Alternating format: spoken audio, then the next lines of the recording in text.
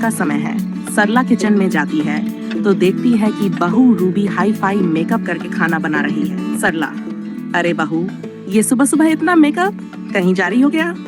माँ जी, आपको तो पता है ना, बिना मेकअप के मेरी सुबह होती ही नहीं।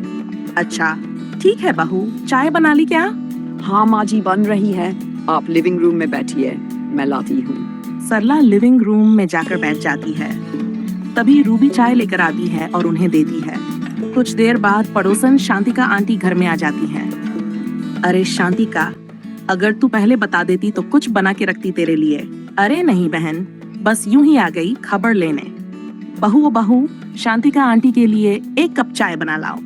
जी माँ जी, ला रही हूँ। रूबी चाय बनाकर शांतिका आंटी को देती है और फिर चली जाती है।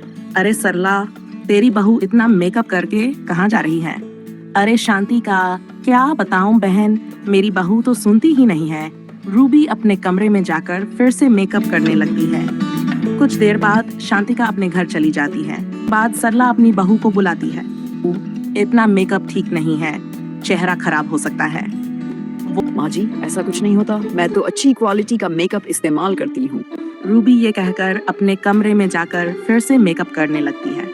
कुछ दिन बीते हैं।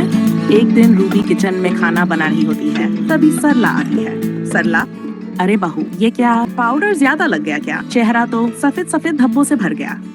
माँ जी, मैंने तो रोज की तरह ही मेकअप किया था, रुकी मैं अभी देखती हूँ। रूबी भागकर अपने कमरे में जाती है और शीशे में देखती है। चेहरे पर सफेद और लाल धब्बे। गर्मी है शायद, इसलिए हो गया होगा। वो इसे इग्नोर करके फिर से अपने काम में लग जाती है। लेकिन थोड़ी देर बाद जब टीवी देख रही होती है, माँ जी, बहुत तेज जलन हो रही है चेहरे पर। सरला दौड़कर आती है और तुरंत रूबी को डॉक्टर के पास लेकर जाती है। आप बहुत ज्यादा मेकअप करते हैं। मैं तो दिन में 5-6 बार मेकअप कर लेती हूँ।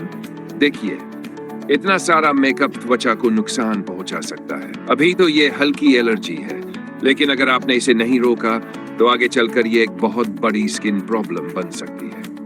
रूबी को अपनी गलती का एहसास होता है। फिर वह मेकअप करना कम करती है और सास बहू हंसी खुशी रहती हैं।